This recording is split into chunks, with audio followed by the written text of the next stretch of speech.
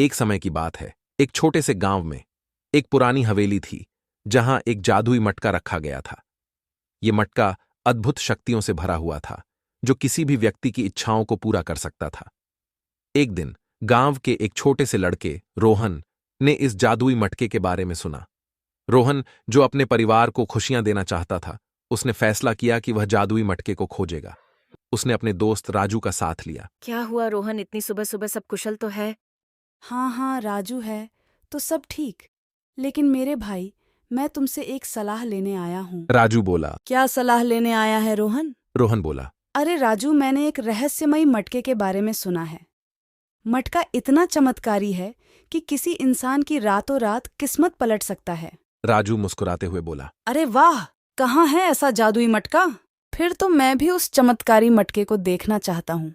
मिलकर दोनों ने मटके को ढूंढने का फैसला किया और इसके राज को खोलने का इरादा किया।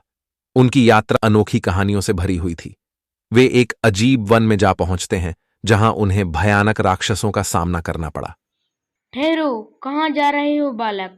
क्या तुम रास्ता भटक गए हो या फिर जानबूझकर इस जंगल में आने का दुस्साहस कर रहे हो? यहाँ पर मेरा राज चलता है। इस जगह पर आने में लोगों को 100 बार सोचना पड़ता है। रोहन बोला।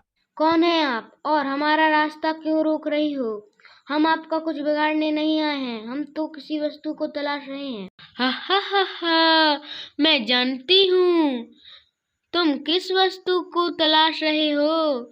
यहाँ जो भी आता है वह इसी वस्तु की खोज में आता है। हा हा हा हा। रोहन बोला। आप किस वस्तु की बात कर रही हैं? हा हा हा हा, जादुई मटका तलाशने आए हो। लेकिन याद रखना, जो भी इस मटके की खोज में आया है वो कभी वापस नहीं गया। इसलिए मेरी सलाह मानो, घर वापस लौट जाओ। मैं मटके के बिना वापस नहीं जाऊंगा, मैं इसे प्राप्त करके ही रहूंगा। तो ठीक है, ये लो। ये तुमने क्या किया? मेरे दोस्त को पत्थर बना दिया। बोलो बालक, तुम्हें अपना दोस्त चाहिए या मटका? रोहन कुछ देर सोचने के बाद मटके पर सहमति जताता है। रोहन हवेली के अंदर जाता है और उसे बहुत सारे मटके नजर आते हैं। फिर रोहन कुछ देर सोचने के बाद, हे चमत्कारी मटके, मैं आपको सादर प्रणाम करता हूँ। कृपया मेरे समीप आइए और मुझे आशीर्वाद प्रदान करिए। फिर मटका रोहन के हाथों में आ जाता है और रोहन के पास अपार शक्ति आ जाती है। अब तुम आजाद हो बालक, मटके को लेकर घर जा सकते हो।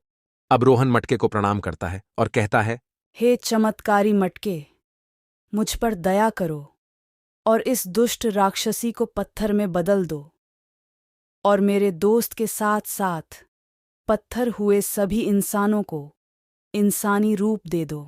मटके को पाकर रोहन को यह एहसास होता है कि असली शक्ति उसके अंदर ही छुपी थी, जो उसे हर मुश्किल से लड़ने की शक्ति दी। वे मटके को अपने गांव में वापस लाते हैं, अपने परिवार को खुशियां लेकर। अब रोहन अपने परिवार के साथ साथ अपने दोस्त राजू और गांव वालों की भलाई के लिए कार्य करता है।